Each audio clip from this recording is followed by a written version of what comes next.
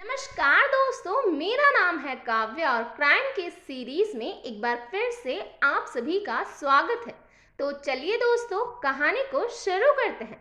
मर्दों के दबदबे वाले समाज की ये खासियत होती है कि वे औरतों पर अपनी मर्जी थोपने की कोशिश करते हैं। कोई औरत माने या ना माने, जबरदस्ती वह उसके दिल में घुसने की कोशिश करने लगते हैं।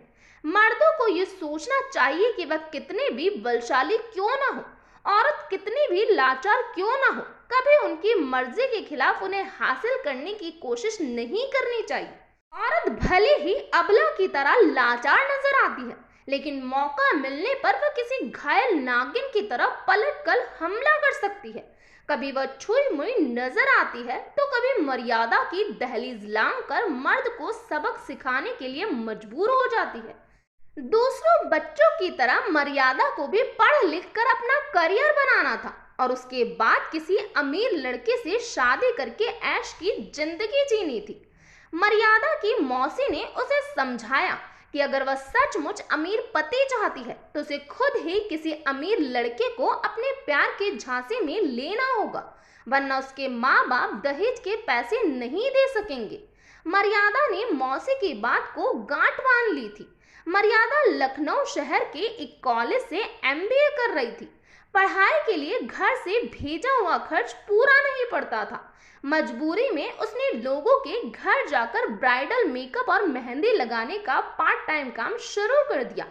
पढ़ाई के अलावा मर्यादा दुल्हनों को सजाने के साथ खुद भी सजने संवरने में बिजी रहती थी, क्योंकि उसके पेशे में मस्त दिखना जरूरी था। मर्यादा को अपनी क्लास के सिर्फ 2 लड़के अच्छे लगते थे। पहला खानदानी रईस राकेश था और उसका खुद का बिजनेस था। दूसरा संतोष, जो कि पढ़ने में बहुत ही होशियार था, उसकी सरकारी नौकरी लगना तय था। स्टूडेंट यूनियन का नेता अर्जुन बेवजह उसके पीछे पड़ा रहता था। लेकिन जिंदगी में सब कुछ इंसान की योजना के मुताबिक नहीं होता। अर्जुन भले ही एक बैक बेंचर था, लेकिन उसने मर्यादा को शादी के कई घरों में मेकअप आर्टिस्ट का काम दिलवाया था।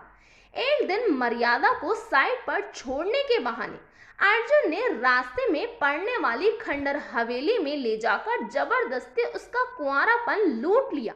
उस दिन मर्यादा अपने बलात्कारी का खून कर देना चाहती थी, लेकिन जिस लड़के से वह अपनी इज्जत ना बचा सकी, उसकी जान लेना इतना आसान नहीं था। अगले दिन कॉलेज में मर्यादा अपने साथ हुई घटना की शिकायत किसी से नहीं कर सकी। अगर उसके पिता को पता चला तो उन्हें उसकी पढ़ाई बंद कराकर घर बैठा देना था और फिर किसी चने बेचने या रिक्शा चलाने वाले से उसकी शादी करा देते। उसने खुदकुशी करनी चाहिए, लेकिन हिम्मत नहीं हुई। मर्यादा द्वारा खामोशी से इतना सब सह लेने के चलते अर्जुन के चमचों का हौसला और ज्यादा बढ़ गया था। अगले दिन कॉलेज में मर्यादा नाम के पोस्टर चिपके हुए थे। उन्होंने मर्यादा को अर्जुन की मंगेतर और अपनी भाभी के नाम से बदनाम कर दिया। राकेश और संतोष ने मर्यादा के चरित्र पर लांछन लगाकर उसे रिजेक्ट कर दिया था। हर जगह उसकी बदनामी हो चुकी थी। चंद्रे से चेहरा छिपाए बगैर उसका हॉस्टल से बाहर निकलना मुश्किल हो गया। अर्जुन के अलावा हर इंसान मर्यादा को आवारा बदचलन बिगड़ी हुई लड़की समझने लगा।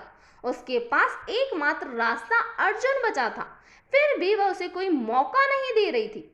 अगले 3 महीनों तक अकेले कहीं ले जाने, मिलने, छूने का मौका भी मर्यादा ने अर्जुन को नहीं दिया, जिससे मर्यादा पर उसका क्रश बहुत ही बढ़ गया था।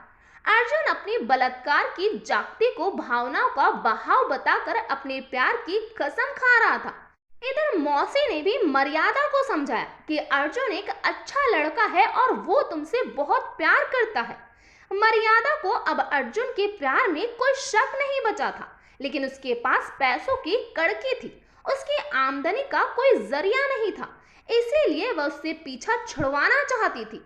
इसे उधेड़ बुन से तंग आकर एक दिन मर्यादा ने अर्जुन को साफ शब्दों में समझा दिया कि अगर वह शादी के बाद मेरे लिए पैसे कमा कर नहीं ला सकता तो उसे मेरा पीछा करने की कोई जरूरत नहीं है। अर्जुन तैश में वहां से निकल गया। वह खुदकुशी कर सकता था, मर्यादा को मार सकता था, पर मर्यादा उस समय तक उससे इतना तंग आ चुकी थी कि वह क्या करेगा इसकी उसे कोई चिंता नहीं थी। 4 दिन बाद अर्जुन मर्यादा के लिए 4 लाख रुपए लेकर लौटा। मर्यादा ने कभी इतने सारे नोट एक साथ नहीं देखे थे। उसकी आंखें खुली की खुली रह गई। अब अर्जुन के सच्चे प्यार को स्वीकारने के अलावा मर्यादा के पास कोई उपाय नहीं बचा था। उसके पैसों की शर्त अर्जुन ने पूरा कर दिया था और जिंदगी भर प्यार में रखने का भरोसा दिलाया था। वह सच्चे आशिक की तरह मर्यादा के जिस्म के हर रोम को प्यार करता था। 4 दिनों तक एक दूसरे की बाहों में पड़े हुए उन दोनों के सारे गिले शिकवे खत्म हो चुके थे।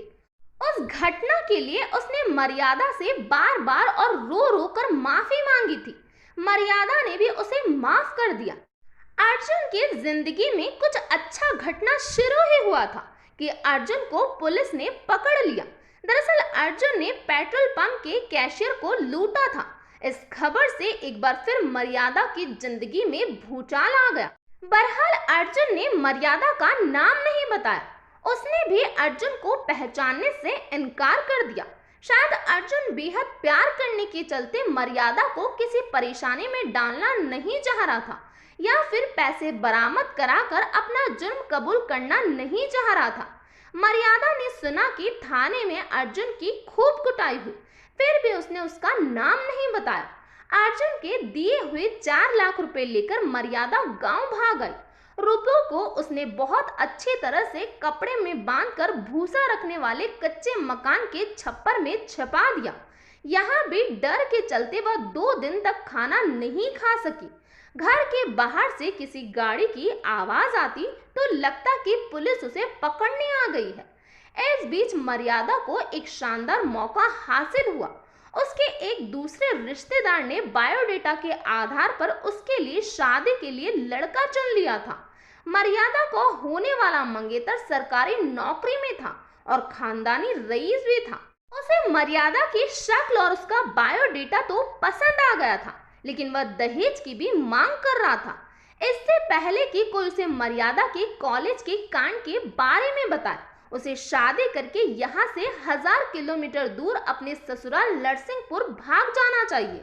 तय योजना के मुताबिक अर्जुन को उसके हाल पर छोड़कर अपने सारे कांटेक्ट नंबर मिटाकर मोबाइल फोन के सिम बदलकर सोशल मीडिया अकाउंट डिलीट कर मर्यादा रविंद्र से शादी करने अपने ससुराल भाग गई।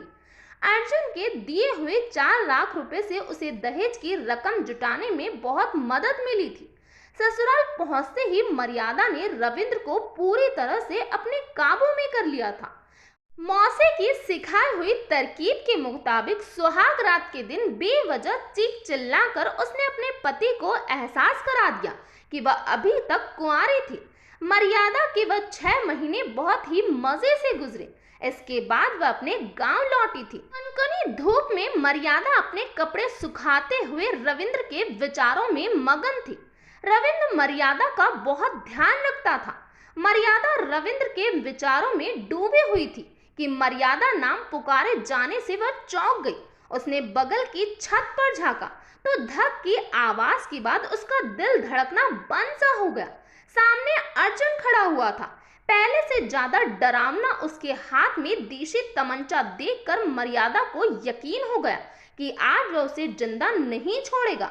मुसीबत के समय जिसकी जैसे बुद्धि काम कर जाए, मर्यादा ने तुरंत ही अर्जुन को अपनी बाहों में भर लिया और झूठे आंसू बहाने लगी। अर्जुन तुम कहाँ थे इतने दिन? देखो तुम्हारे बिना मेरा क्या हाल हुआ। घर वालों ने जबरदस्ती मेरी शादी करा दी। कहते हुए वह उसके सीने से लिपट कर फूट फूट कर रोने लगी। अपनी चालाकी का असर होते देखकर मर्यादा अर्जुन को सेक्स के लिए उकसाने लगी। मर्द तो 24 घंटे इसी के लिए भूखे रहते हैं। जिसके बाद दोनों ने जिस्मानी संबंध बनाए। अर्जुन ने मर्यादा के हर झूठ को सच मान लिया। अब तो वह उससे लपेट लपेट कर और भी बहुत सारे झूठ बोलने लगी। मैंने अपने पति के साथ सिर्फ 7 फेरे लिए हैं, अपना शरीर नहीं छूने दिया। मुझे प्यार करने का हक सिर्फ तुम्हें है अर्जुन। रविंद्र मेरे शरीर को जीत सकता है लेकिन आत्मा को नहीं। मैं जल्द ही रविंद्र को तलाक देकर हमेशा के लिए तुम्हारी हो जाऊंगी। आज मर्यादा को इस अर्जुन नाम के मूर्ख प्राणी से जरा भी डर नहीं लग रहा था। 1 महीना जब तक वह अपने मायके रही, अर्जुन से अपनी और अपने परिवार की भरपूर सेवा करवाई। अर्जुन एक बार फिर कहीं से 2 लाख रुपए लूट कर उसके लिए ले आया ताकि इन पैसों से वह अपने पति को तलाक दे सके। वह 2 लाख रुपए एक पुलिस वाले को अर्जुन के एनकाउंटर के नाम पर देने के बाद मर्यादा अपने ससुराल भाग गई।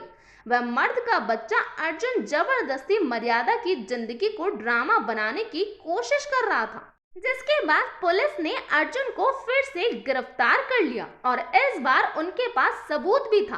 गिरफ्तार होने के बाद अर्जुन ने खुद अपने मुंह से अपने जुर्म को कबूल किया और जो उसने मर्यादा के साथ किया था वो भी कबूल लिया। ये था पूरा मामला। इस घटना के बारे में आपका क्या कहना है प्लीज कमेंट बॉक्स में बताइए। तो आज के लिए इतना ही। Thank you.